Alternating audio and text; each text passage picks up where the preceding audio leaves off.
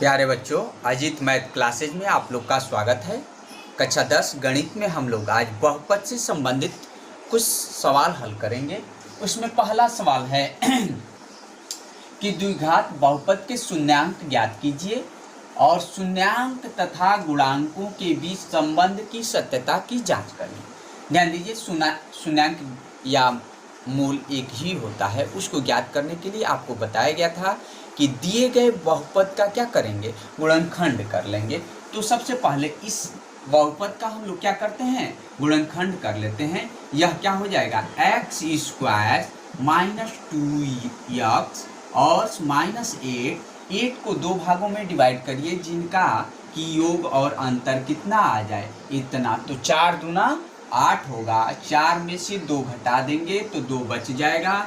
तो हम लिख दे रहे हैं x square minus 4x plus 2x और माइनस 8। इसमें से हम x कॉमन ले लिए तो क्या आ गया, x माइनस 4 और यहाँ से हम प्लस 2 कॉमन ले लिए तो x माइनस 4 और ये आपका हो जाएगा x माइनस 4 और दूसरे कोष्टक में क्या हो गया, x plus 2।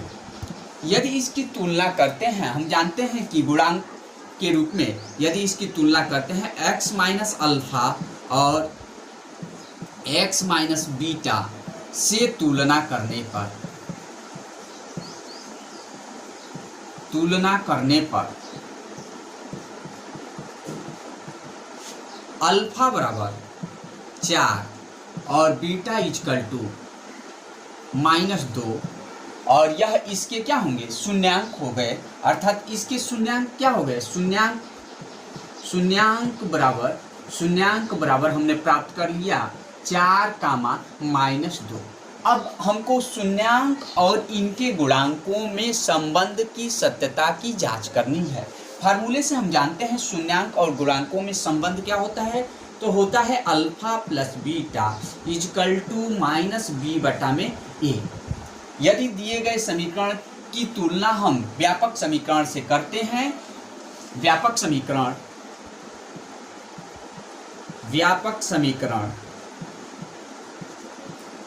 ax square plus bx plus c से तुलना करने पर a बराबर आपका प्राप्त हो जाएगा, यहाँ से a बराबर 1, b बराबर प्राप्त हो जाएगा -2 और c बराबर प्राप्त हो जाएगा कितना, तो -8। अब इन मानों को हम रख लेते हैं कि alpha plus beta equal to minus B बटा में ए और अल्फा बीटा इक्वल टू क्या होता है, सी बटा में ए। तो इन संबंधों के सत्यता की हमको जांच करनी है। तो अगर हम अल्फा के जगह पे 4 रखते हैं तो अल्फा बराबर 4 और बीटा बराबर -2 तो बराबर b के जगह पे -2 बटा में a, तो यहाँ पे आपका आ जाएगा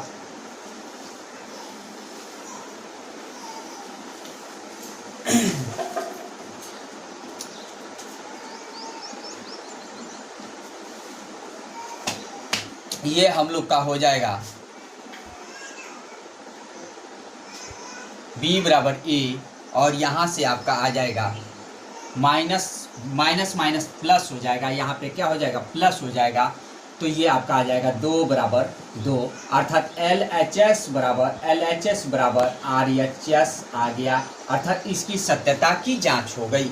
इसी प्रकार यदि अल्फा गुणे बीटा बराबर हम लोग सिद्ध करें तो अल्फा की जगह पे क्या है, अल्फा बराबर 4 है और बीटा की जगह पे कितना हमारा प्राप्त है, तो बीटा बराबर -2। तो c बटा में a, c का वैल्यू हम लोग प्राप्त किए हैं -8 और बटा में a 1, तो ये -8 बराबर -8। अर्थात इनके गुणांकों में भी LHS बराबर RHS आ गया और यही हमको सत्यता की क्या करनी थी, जांच करनी थी।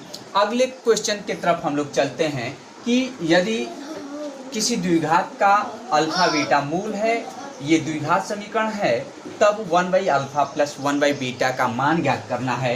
तो हल में आ जाते हैं। सबसे पहले हम द्विघात समीकरण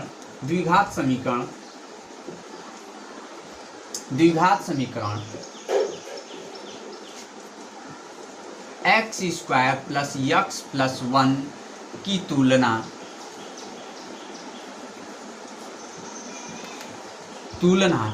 ए x square plus b x plus c equal to 0 से करने पर, तो कर दीजिए, करने पर a बराबर 1, b बराबर 1 और c बराबर भी 1 प्राप्त हो गया।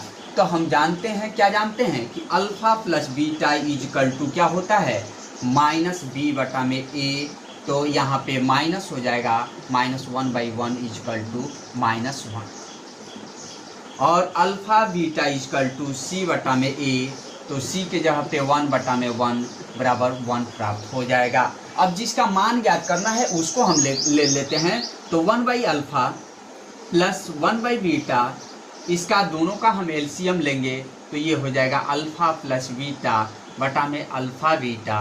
अल्फा प्लस बीटा का वैल्यू रख देंगे, कितना आ गया, -1, और अल्फा बीटा का 1, तो बराबर आपका वैल्यू आ जाता है -1, अर्थात इसका आंसर आपका -1 आ गया।